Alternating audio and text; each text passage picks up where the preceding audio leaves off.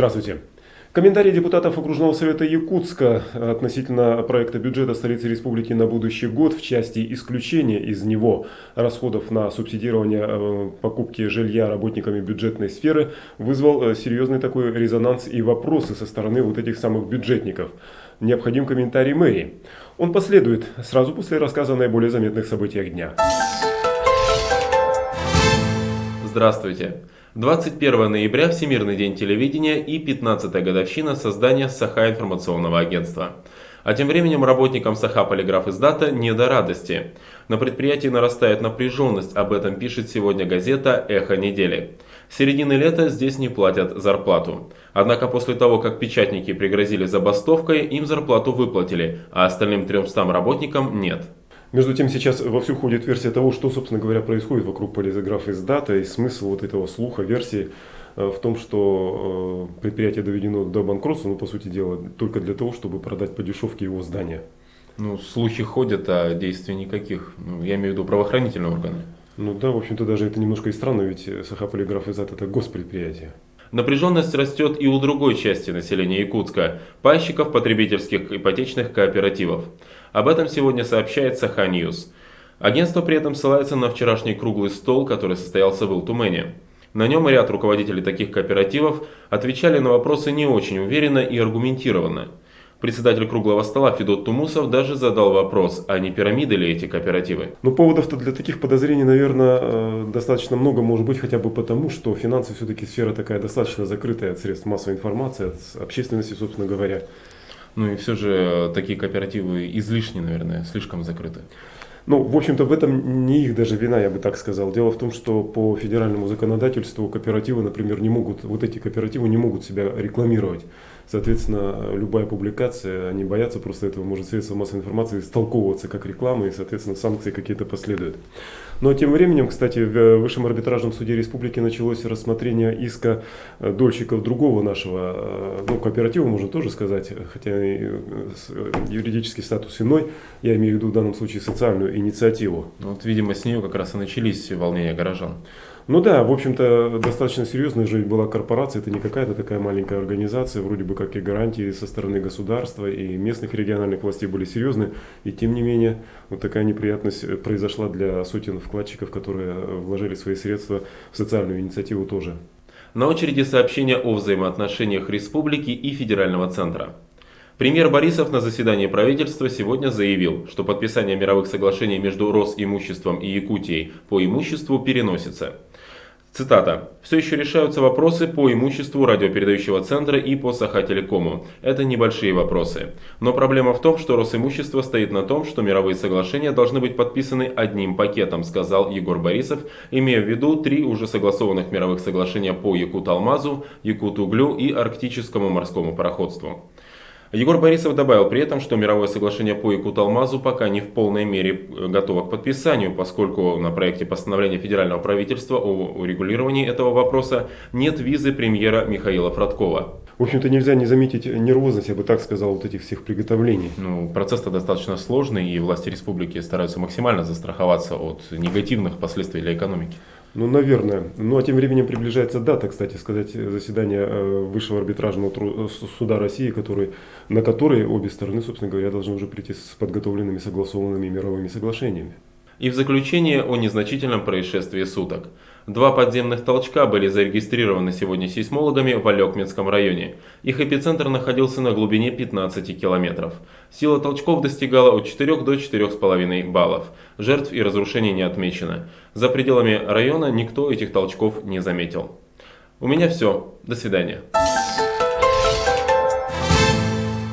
А теперь давайте обратимся к основной теме нашей сегодняшней передачи. Строго говоря, это продолжение вчерашнего разговора о проекте бюджета на 2007 год столицы нашей республики. Напомню, комментарии депутатов Окружного совета в связи с общественными слушаниями по прогнозу проекта на будущий год, в общем-то, достаточно широкий резонанс общественный вызвали, в том смысле, что было сообщено, что в будущем году не будут субсидироваться расходы работников бюджетной сферы и жилищно-коммунального коммунального хозяйства на приобретение ими жилья, как это было в этом году, когда 120 миллионов рублей из бюджета позволили приобрести новое жилье примерно 300 семьям. Так вот, из комментария получалось, что как бы в будущем году этого не будет, потому что мэрия намерена вот эти деньги, аналогичные, скажем, расходы, как бы, которые планировались, направить на инженерное обустройство новых районов для застройки жилыми домами. Как выяснилось, это не совсем так. Вообще-то нам нужно и те, и другие вещи делать. Два, значит, проекта вместе надо делать. Потому что без инженерки, конечно, нет жилья. Вот. Но, конечно, цель, наша задача вообще-то не инженерка, не инженерная сеть, а жилье. Депутаты должны поддержать, что все-таки нам нужно решать параллельно, значит, две задачи. И реализацию программы, и инженерную подготовку.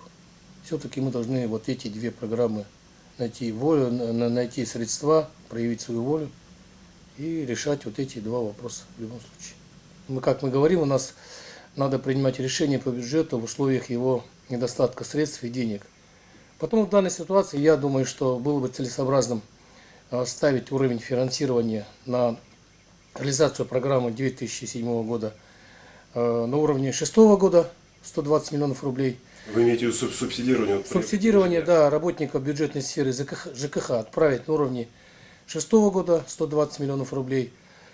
А, значит, оставшиеся средства, скажем, которые мы планировали на 2007 год, или за счет перераспределения из других, значит, разделов бюджета, направить на развитие инженерной инфраструктуры города в целом. О какой сумме идет речь?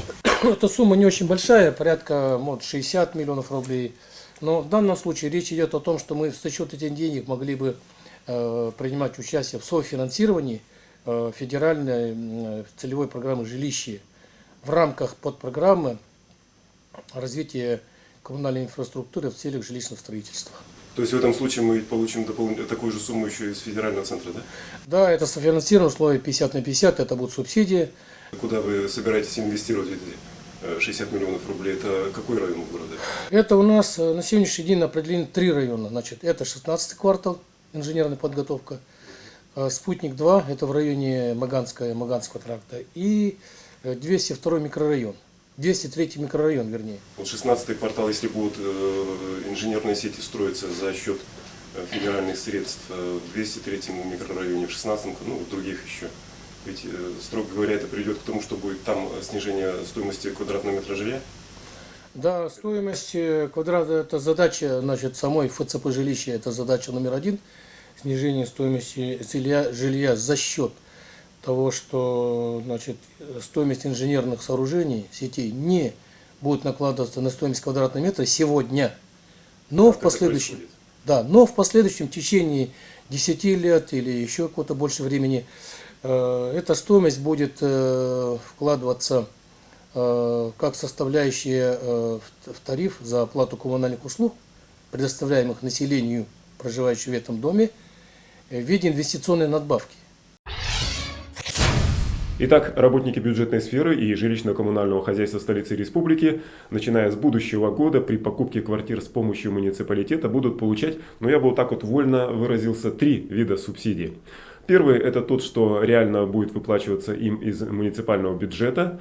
Второй, в такой скрытой, что ли, форме, это дешевые квартиры за квадратный метр, я имею в виду по более низкой цене, они будут покупать квартиры вследствие того, что в тех же домах будут продаваться квартиры и на коммерческой основе, будет происходить такое перекрестное субсидирование. Ну и, наконец, третий вид субсидий, он тоже скрытый, это вот та самая рассрочка примерно на 10 лет затрат, которые понесет первоначально бюджет на строительство инженерных коммуникаций. Не знаю, насколько успокоительно вот эта версия развития событий прозвучала для вас, но, по крайней мере, мне она кажется достаточно убедительной. Убедительной и в том смысле, что в будущем она позволит, вот наращивая вот эти инженерные коммуникации, все-таки создавать серьезные плацдармы для наращивания и, собственно говоря, жилищного строительства. Как вы слышали, Василий Захаров, по крайней мере, считает, что в будущем именно так и будет происходить при застройке жилых кварталов Якутска, в том числе и для работников бюджетной сферы и жилищно-коммунального хозяйства. Ну, собственно говоря, вот все это я бы свел к тому, что это еще одна вариация все той же темы, что уже бесплатного жилья теперь больше не будет. Власти решают проблему того, как сделать максимально дешевым, доступным это самое жилье. На сегодня все. До свидания.